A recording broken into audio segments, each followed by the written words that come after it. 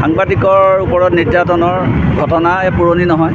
তথাপিও কালি ঘটনা আমি তীব্ৰ নিন্দা কৰিছোঁ আৰু অসমত সাংবাদিকতাৰ সুস্থ পৰিৱেশ গঢ়ি তুলিব কোনে কৰিব? চৰকাৰে কৰিব লাগিব। মই ভাবোঁ এই ক্ষেত্ৰত অনাগত দিনত অসমত সাংবাদিকতাৰ সুস্থ পৰিৱেশ গঢ়ি উঠিব, নহ'লে অনাগত দিনত সাংবাদিকে কিন্তু তীব্ৰ প্ৰতিবাদ সাব্যস্ত কৰিব। আমি বাৰে প্ৰতি কৈ আহিছোঁ যে সাংবাদিকসকলক সংবাদ পৰিৱেশনৰ কাৰণে এটা সুস্থ পৰিৱেশ দিয়ক।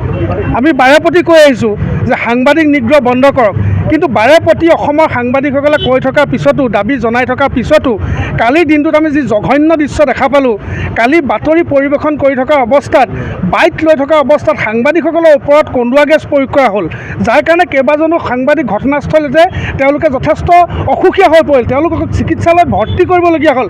এনেধৰণৰ পৰিৱেশ পৰিস্থিতি কালি আমি দেখা পোৱা গ'ল। আৰু তাৰপিছত আমাক এনেকুৱা লাগিছে যে গণতন্ত্ৰ অসুখীয়া হৈ পৰিছে।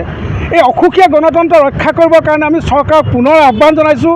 আমি পুনৰ কৈছোঁ যে সাংবাদিকতা কৰিবৰ বাবে অসম চৰকাৰে আমাক এটা সুস্থ পৰিৱেশ দিয়ক, সাংবাদিক নিগ্ৰহ বন্ধ কৰক, আৰু কালি যিটো দৰে ঘটনা সংঘটিত হৈছে সেই ঘটনা যাতে পুনৰাবৃত্তি নহয় তাৰ কাৰণে আমি অসম চৰকাৰক কঠোৰভাৱে সকিয়নি দিছোঁ। ঠিক অসম আৰক্ষীক আমি হাই ধ্বনি দিছোঁ।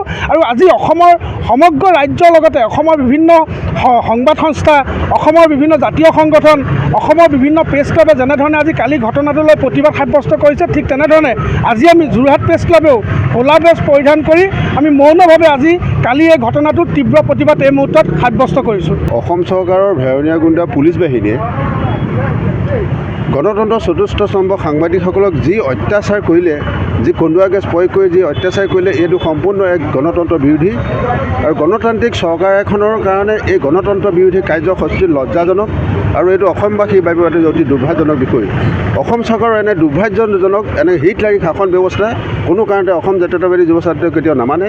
আৰু অনাগত দিনবিলাকত অহা 26 চনৰ যি সাধাৰণ ইলেকশ্যন আছে অসমত, আৰু অসমবাসী ৰাইজে এই অসম চৰকাৰৰ এই গণতান্ত্ৰিক বিৰোধী যি কৰ্মকাণ্ড কৰিছে, হিটলাৰী শাসনৰ বিপক্ষে সম্পূৰ্ণ তেওঁলোকে ৰায় প্ৰদান কৰিবলৈ এই চৰকাৰক কিন্তু উপযুক্ত শাস্তি প্ৰদান কৰিব।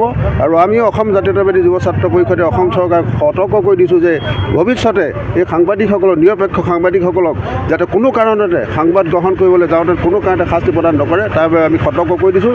যদি ভৱিষ্যতে এই সাংবাদিকসকলক চৰকাৰে যদি বিনা কাৰণত যদি এনেকৈ শাস্তি প্ৰদান কৰে, কিন্তু এই বিষয়ত অসম জাতীয়তাবাদী যুৱ ছাত্ৰৰ বিষয়টো কিন্তু গণতান্ত্ৰিকভাৱে কিন্তু গভীৰ আন্দোলন কৰিবলৈ বুলি বাধ্য হ'ব বুলি আমি আপোনালোকৰ যোগেদি সকীয়াই দিছোঁ। যিকোনো খবৰৰ বাবে যোগাযোগ কৰক 7099017330 লগতে 7099017110 নম্বৰত।